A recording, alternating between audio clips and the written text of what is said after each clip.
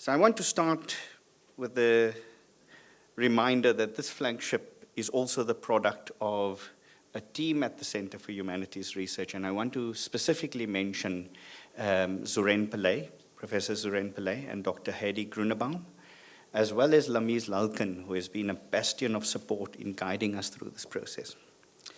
The Africa with which we have to deal today is one which is full of new attitudes to old practices and new types of reaction to previously existing systems. The central factor in the African awakening is the emergence of new ideas. The peace and security of the modern world demand that the problems of Africa should be tackled with energy and determination, and that all skill, the ingenuity and collective wisdom of all interested parties should be brought to bear on the situation. As much as I would like to claim such eloquence, the words are not mine. They belong to Z.K. Matthews, professor at Fort Hare University, speaking in 1961 on the eve of the establishment of Verwoerd's Republic and the growing movement of African independence. At the heart of Professor Z.K. Matthews' statement is the notion of collective wisdom, which I take to mean both a work of preservation and a work of thinking ahead. In all the ways we have come to think about the formation of a post-apartheid institution and sociality at the Center for Humanities Research, we have asked what we are to preserve in the idea of the university and to which ends. This commitment is central to our vision, research, and educational projects. We have insisted throughout the short period of our intellectual existence at the University of the Western Cape that what we are asked to preserve is the best of what we have learned, and that this ought to be directed towards the greater public good. Since 2006, we have discovered how difficult it is to abide by these propositions. What seemingly appear as basic demands to preserve the best of what we have learned, as Amilcar Cabral once put it, for the benefit of the greater good, is at the very heart of the debate of the transition and the transformation of higher education institutions in South Africa and Africa more generally. Three contexts define the work at the heart of the Center for Humanities Research. Firstly, our research is located in a debate about the work of the humanities in redefining the idea of the university in South Africa in the wake of apartheid. Secondly, we are guided by the impulse to forge a post-colonial university in Africa. Thirdly, the CHR works towards forging a next generation of graduates alert to the predicaments of the African present in the larger global context. At the same time, we have turned our attention to the bigger question of the university and its publics.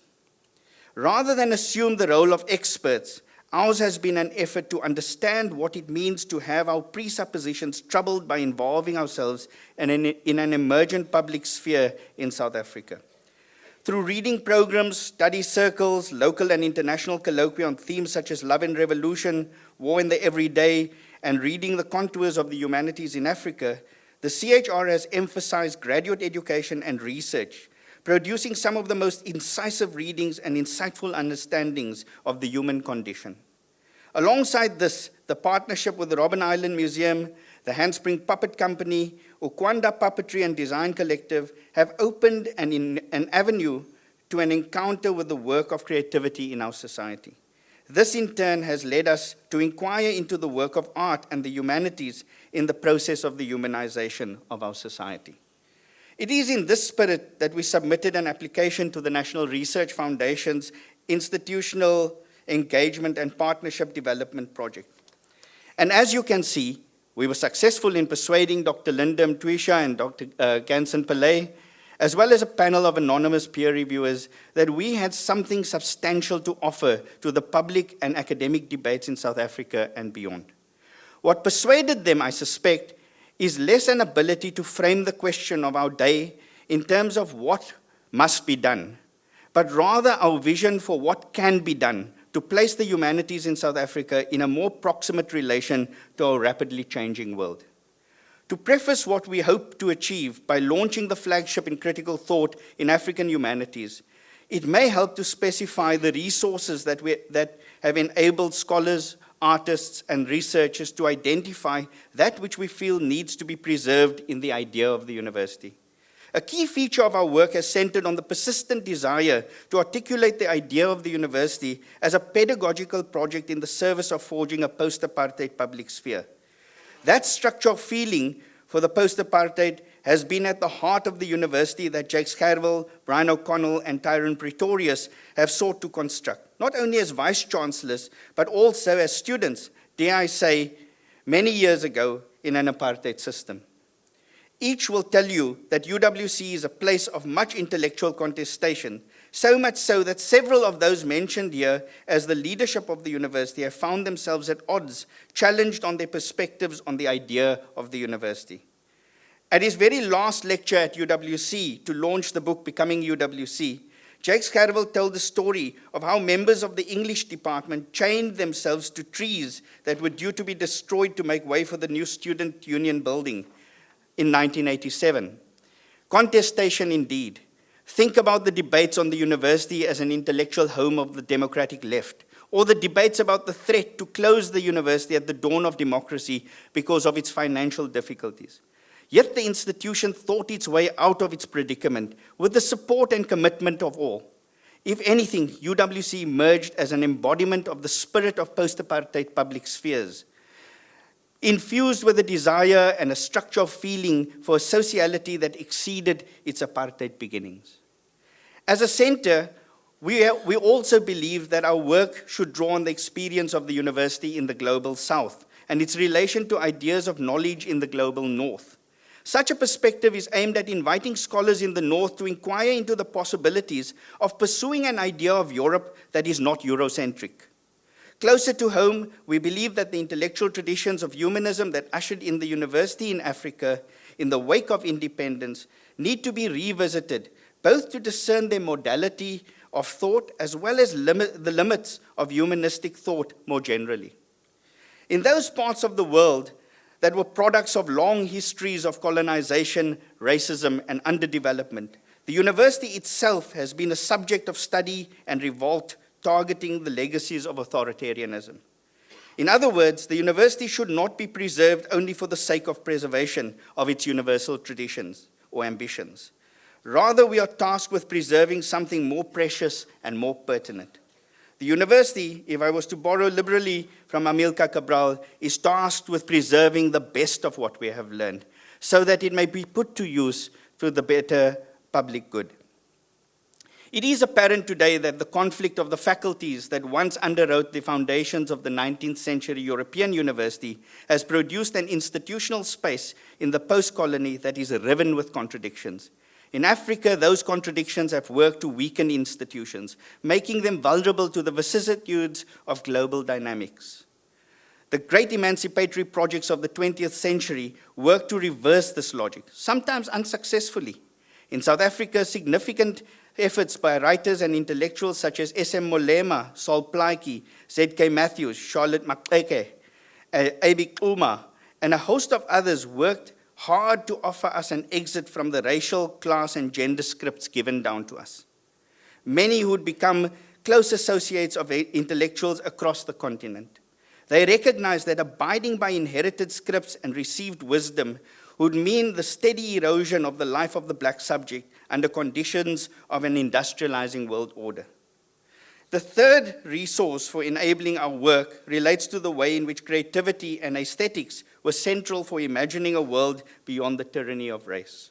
Here we need only think of the rich and vast literary traditions, including writers such as Assia Jabbar, Tsitsi Dangarema, Wally Shoinka, Shenjerai Hove, who's just passed away, James Coetzee, Olive Schreiner, Elsa Huber, and a host of others. Add to this long list a list of theatrical movements, dance ensembles, film artists, filmmakers, musicians, and puppetry artists.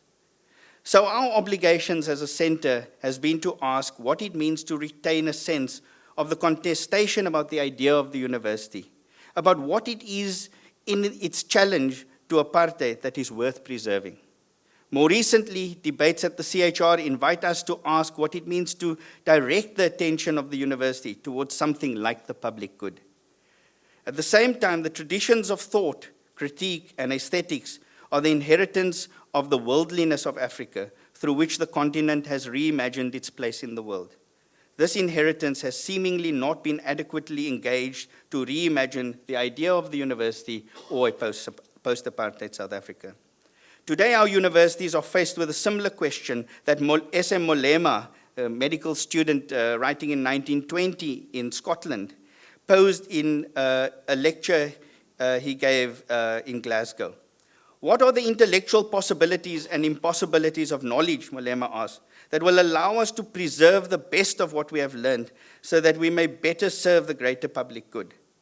What are the intellectual possibilities and impossibilities that will enable us to forge a concept of the post-apartheid that will also allow us to exceed the scripts of colonialism and its racial inheritance? Can we develop a concept of the post-apartheid that will not only bring to a close the ravages of the Cold War on our continent, but answer the call for a desire that is adequate to affirming life? To answer these questions today, the humanities will have to take up the question of how the human is entwined in the technologization of everything. Without attending to this great question of our times, we will neither be true to the intellectual inheritances of Africa nor the demand for a concept of the public good that is adequate to affirm all life. The ambition of the flagship that we are launching at UWC today requires it to set its sight thinking both the unthought and the unthinkable. Much like the generation of anti-colonial and anti-racist thinkers, ours is an effort to unfurl the potential of the university to discover other ways of being in the world. I'm not saying this as a cliche. Rather, I'm drawing on S.M. Molema's philosophically grounded notion of intellectual possibilities and impossibilities, where the potential to overcome a specific impasse is a sign of the health of public institutions and the public sphere more generally. The rise of new technologies in our contemporary world has been, like Plato's pharmakon, both a medicine and a poison. At one level, it has granted many millions access to a world hitherto unimagined and inaccessible. But it is also producing effects that are largely unforeseen, including a considerable feeling of de-individuation and a loss of self. We now live under the illusion of collectivities, but in a world where affect and emotion are rapidly depleting. To this end, the flagship on critical thought in African humanities builds collaboration across academic and public institutions in an effort to stage anew a debate and an inquiry on the human condition.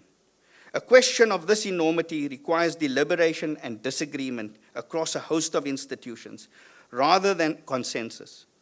That is the only way to grasp the challenges of our time. With the generous support of the Department of Science and Technology and the National Research Foundation, the flagship on critical thought in African humanities will identify and recruit a cohort of next-generation scholars from several partner institutions, build on existing partnerships locally and internationally, including the partnership with the Sanchi Chain Social Change at the University of Fort Hare. Preserving the best of what we have learned for the greater public good requires us to rethink the idea of the university, rekindle the spirit of public deliberation of ideas, and rediscover the work of the arts in constituting post-apartheid and post-colonial futures. To restore creativity to each, the flagship will convene a sustained academic program with a cohort of next generation and early career scholars with an emphasis on students from designated groups. It will also inaugurate 2 satellite projects. These scholars will undertake research in the flagship's broad thematic areas on aesthetic education, the becoming technical of the human, and migrating violence. The flagship on critical thought in African humanities of the Center for Humanities Research will constitute an arena for scholarly exchange, artistic creation, and public inquiry into African political subjectivity, art and society, and technology and the human. The flagship is designed to host scholars and students from South African universities, public institutions, and national and international research bodies in a collaborative initiative to forge the next generation of humanities scholars, committed to the demands of building a post-apartheid South Africa. To enhance public engagement, the flagship will convene a public lecture series in Athlone, Cape Town, and establish a Factory of the Arts in the former District 6 in the Lydia Williams Center for Memory. Taking as its vantage a perspective from the South as indispensable for the reconstitution of the humanities globally, this project draws lessons for the post-apartheid by being alert to how an African humanities and post-colonial criticism mediates our understanding of what it means to be human in a technologically transforming world. Specifically, the flagship works in a unique approach towards an idea of the post-apartheid that marks a departure from apartheid's constructions of difference, while opening a space to reimagine a future beyond the race, class, and gender cleavages that continue to bedevil South African society. The formation of the Dalla Umar Center for Critical Thought in African Humanities in partnership with the Dalla Umar Foundation in Athlone and the Factory of the Arts will work in conjunction with a range of humanities centers and institutes locally and internationally towards reigniting interest in the humanities in a pedagogical project aimed at nurturing future generations of educators and arts practitioners.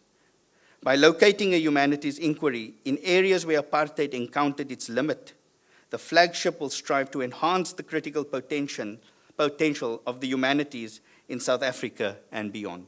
So Minister Naledi Pandor, Dr. Linda Mtwisha, Dr. Thandi Mgwadi, Dr. Ganson Pillay, thank you very much for this opportunity. We will not fail you. We will ensure that this project, this ship, as I said the other day, this is the only flagship without a flag or a ship, but it will sail.